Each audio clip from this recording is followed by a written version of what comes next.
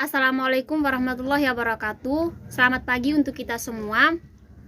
Perkenalkan, nama saya Umrana Yusuf, NIM 2020 410025, reguler A, Prodi Manajemen Fakultas Ekonomi. Baik, di sini saya akan memaparkan materi tentang perencanaan sumber daya manusia untuk memenuhi tugas manajemen sumber daya manusia. Untuk tidak memperpanjang waktu, di sini saya akan memaparkan materi berikut ini. Baik, kita masuk di materinya tentang perencanaan sumber daya manusia. Yang pertama, tujuan pembelajaran. 1. Mengetahui definisi dan manfaat proses perencanaan sumber daya manusia. Yang kedua, mengetahui faktor-faktor yang mempengaruhi permintaan dan penawaran tenaga kerja. Yang ketiga, mengetahui teknik-teknik peramalan permintaan tenaga kerja. Kita masuk di pengertian perencanaan sumber daya manusia. Perencanaan sumber daya manusia merupakan salah satu aktivitas penting dalam manajemen sumber daya manusia. Aktivitas ini penting karena berperan dalam proses perencanaan strategi sumber daya manusia di dalam organisasi. Organisasi perlu melakukan perencanaan sumber daya manusia guna mengetahui kebutuhan jumlah pekerjaan atau demand guna mencapai tujuan organisasi yang disesuaikan dengan jumlah penawaran tenaga kerja. Perencanaan sumber daya manusia atau human resource planning didefinisikan sebagai proses perkiraan atau peramalan atau forecasting akan kebutuhan sumber daya manusia di dalam sebuah organisasi dengan melihat ketersediaan sumber daya manusia baik di dalam organisasi internal maupun di luar organisasi eksternal. Proses perencanaan ini bertujuan untuk mengetahui posisi apa di dalam organisasi yang harus diisi dan bagaimana cara mengisinya. Kita masuk di tujuan perencanaan sumber daya manusia. Tujuan dari perencanaan sumber daya manusia yaitu untuk memastikan bahwa sejumlah tenaga kerja menurut Warter dan Davis. Proses perencanaan sumber daya manusia membantu organisasi untuk mengintegrasikan permintaan tenaga kerja dengan staffing level. Yang kedua, meningkatkan pemanfaatan tenaga kerja secara optimal. Selanjutnya, menyelaraskan aktivitas-aktivitas manajemen sumber daya manusia dengan tujuan strategis organisasi secara efisien. Berikutnya, memperoleh keuntungan ekonomi dari proses mempekerjakan pekerja baru. Berikutnya, meluaskan informasi-informasi mengenai sumber daya manusia ke semua unit kerja organisasi. Mengkoordinasikan aktivitas-aktivitas manajemen sumber daya manusia di semua unit organisasi. Baik, kita masuk di aspek-aspek perencanaan sumber daya manusia. Aspek-aspek yang perlu diperhatikan dalam perencanaan sumber daya manusia yaitu yang pertama, aspek kuantitas SDM yang tepat. Yang kedua, aspek kualitas sumber daya manusia yang tepat. Yang ketiga, aspek waktu dan posisi yang tepat. Yang keempat, aspek perhatian terhadap tujuan individu maupun tujuan organisasi secara maksimal. Kita masuk di tahapan dalam perencanaan sumber daya manusia. Tahapan berikut ini, yang pertama yaitu peramalan permintaan dan ketersediaan tenaga kerja. Yang kedua, peramalan kelebihan ataupun kekurangan tenaga kerja. Yang ketiga, sasaran dan rencana strategi. Yang keempat, implementasi. Yang kelima adalah evaluasi. Masuk di teknik peramalan tenaga kerja. Teknik peramalan tenaga kerja ada tiga teknik yang dipergunakan dalam peramalan kebutuhan tenaga kerja. Yang pertama, kita masuk di teknik DELPI. Metode DELPI adalah metode peramalan atau forecasting yang digunakan untuk meramalkan kemungkinan yang akan terjadi di masa depan dengan menggunakan pandangan dan kesepakatan dari sekelompok ahli yang berasal dari berbagai bidang kerja atau industri. Langkah-langkah pada metode DELPI yaitu yang pertama, pilih fasilitator. Langkah pertama adalah memilih fasilitator. Fasilitator yang tepat adalah orang yang memiliki kemampuan atau pengalaman dalam penelitian dan pengambilan data.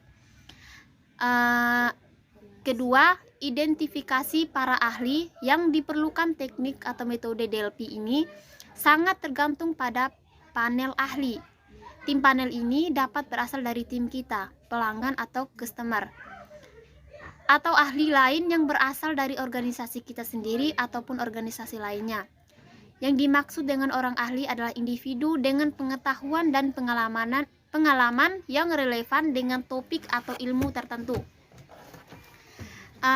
Kita masuk di definisikan masalah. Definisikan secara jelas masalah apa yang akan dibahas agar para ahli mengetahui masalah apa yang harus mereka berikan pandangan dan pendapat. Jadi kita harus pastikan permasalahan yang akan kita bahas telah kita definisikan dengan tepat dan komprehensif. Pertanyaan putaran pertama. Mengajukan pertanyaan umum untuk memberikan pemahaman kepada para ahli dan mendapatkan pandangan pertama mengenai kondisi di masa depan dari ahli-ahli tersebut. Pertanyaan-pertanyaan tersebut mungkin dapat dibuat dalam bentuk kuesioner atau survei. Susun dan buat ringkasan tanggapan serta hapus semua materi yang tidak relevan dengan topik permasalahan yang dibahas. Kita masuk di pertanyaan putaran kedua. Berdasarkan jawaban dari pertanyaan putaran pertama, pertanyaan-pertanyaan pada putaran kedua harus ditujukan untuk memperjelas masalah tertentu. Pertanyaan-pertanyaan ini mungkin juga dapat dibuat dalam bentuk survei ataupun kuesioner. Susun dan rangkum lagi hasilnya dan hilangkan materi atau hasil yang tidak relevan serta berusaha untuk membangun konsensus dalam tahap ini. Kita masuk di pertanyaan putaran ketiga. Kuesioner yang terakhir adalah kuesioner yang bertujuan untuk fokus pada pendukungan pengambilan keputusan. Jika tidak mendapatkan kesepakatan atau konsensus pada pertanyaan putaran ketiga, kemungkinan diperlukan putaran-putaran selanjutnya hingga mencapai kesepakatan atau konsensus yang dibutuhkan. Bertindak atau hasilnya. Ini yang terakhir, setelah mendapatkan konsensus atau kesepakatan mengenai pandangan dan peramalan pada masa depan, kita perlu menganalisis temuan atau hasil tersebut dan siapkan rencana tindakan untuk menangani risiko dan peluang masa depan. Kita masuk di rata-rata bergerak. Rata-rata bergerak merupakan sebuah pendekatan kuantitatif untuk meramalkan permintaan tenaga kerja yang didasarkan pada suatu indeks organisasi seperti penjualan. Pada dasarnya, moving average atau rata-rata bergerak adalah menghitung rata-rata suatu nilai runtut waktu dan kemudian digunakan untuk memperkirakan nilai pada periode selanjutnya. Materi moving average ini lebih baik digunakan untuk menghitung data yang bersifat stabil atau data yang tidak berfluktuasi dengan tajam atau data yang perubahan naik dan turunnya sangat drastis. Di sini rumus moving average atau rumus rata-rata bergerak yaitu MA sama dengan delta X per jumlah periode. MA adalah moving average, sedangkan delta X adalah keseluruhan penjumlah dari semua data periode waktu yang diperhitungkan. Selanjutnya, jumlah periode adalah jumlah periode rata-rata bergerak, atau dapat ditulis dengan MA sama dengan N1 tambah N2 tambah N3 tambah titik-titik per N. MA adalah moving average, N1 adalah data periode pertama, N2 adalah data periode kedua, N3 adalah data periode ketiga, dan seterusnya. Terakhir, N adalah jumlah periode rata-rata bergerak. Kita masuk di contoh soalnya, yaitu kita ambil dari contoh kasus dan cara menghitung moving average atau rata-rata bergerak. Perusahaan PT ZZYY yang bergerak di bidang manufacturing ponsel ingin meramalkan penjualan ponsel untuk bulan April dan Mei dengan menggunakan data bulanannya yang dimulai dari bulan Januari. Periode rata-rata bergeraknya adalah 3 bulan. Berikut ini adalah cara dan hasil perhitungannya. Di sini kita masuk di rumusnya. Rumusnya yaitu MA sama dengan delta X per jumlah periode. atau MA sama dengan N1 tambah N2 tambah N3 tambah titik-titik per N. Penyelesaiannya, perkiraan penjualan untuk bulan April adalah MA April sama dengan 22.500 tambah 37.750 tambah 30.000 per 3. MA April 30.000 per 3, MA April 30.000. Jadi, perkiraan penjualan ponsel pada bulan April adalah sekitar 30.000 unit. Kita dapat melanjutkan lagi untuk bulan Mei dengan menggunakan data perkiraan yang dihitung tersebut atau dengan menunggu hasil aktual pada bulan yang bersangkutan.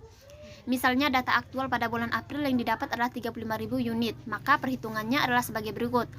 MA Mei sama dengan 37.500 tambah 30.000 tambah 35.000 per 3. MA Mei sama dengan 102.500 dibagi 3, yaitu hasilnya 34.167.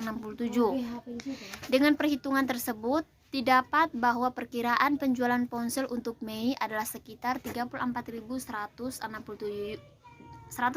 unit. Untuk catatannya, perhitungan bulan Mei, penjualan pada bulan Januari dihilangkan dan digantikan dengan hasil penjualan pada bulan April. Hal ini karena perhitungan moving average atau rata-rata bergerak kita adalah 3 bulanan. Baik, kita masuk di manajemen forecast. Adalah sebuah pendapat atau keputusan dari para supervisor, manajer, departemen, atau pihak lain yang memiliki pemahaman mengenai kebutuhan organisasi akan tenaga kerja. Beberapa faktor yang dapat menjadi pertimbangan dalam melakukan peramalan sumber daya manusia. Yang pertama, faktor eksternal. Faktor eksternal adalah faktor-faktor di luar organisasi tetapi memiliki dampak terhadap jumlah pekerjaan yang dibutuhkan oleh organisasi. Faktor-faktor eksternal itu adalah yang pertama kondisi perekonomian, yang kedua kondisi sosial politik, yang ketiga teknologi, yang keempat kompetisi. Kita masuk di faktor organisasi. Faktor organisasi adalah faktor-faktor yang berasal dari internal organisasi. Faktor-faktor ini berdampak langsung terhadap jumlah permintaan tenaga kerja yang dibutuhkan oleh organisasi. Faktor-faktor tersebut adalah yang pertama, rencana strategis organisasi, yang kedua anggaran, yang ketiga perkiraan produksi dan penjualan. Kita masuk di faktor angkatan kerja. Faktor angkatan kerja adalah faktor-faktor yang disebabkan oleh aktivitas-aktivitas yang dilakukan oleh dan atau berasal dari tenaga kerja itu sendiri yang akan memengaruhi jumlah permintaan tenaga kerja yang dibutuhkan organisasi. Faktor-faktor tersebut diantaranya yang pertama pensiun, yang kedua pengunduran diri, yang ketiga pemberhentian kerja atau pemecatan, dan terakhir kematian. Kita masuk di metode Tools of Supply. Analisis Tools of Supply meliputi beberapa hal, yaitu tabel staffing. Tabel staffing adalah penyajian dalam bentuk tabel dari semua jabatan dalam organisasi disertai dengan jumlah dari karyawan yang menjabat saat ini dan kebutuhan tenaga kerja untuk masa yang akan datang. Terus selanjutnya Markov Analysis adalah metode untuk melacak pola dari pergerakan karyawan pada berbagai jabatan. Untuk mempelajari dan menganalisa setiap proses runtun waktu pada tingkatan organisasi, kita dapat menerapkannya untuk menganalisa perpindahan personelia ke dalam dan di luar pasar tenaga kerja internal antara dua periode waktu. Biasa disebut T tambah K.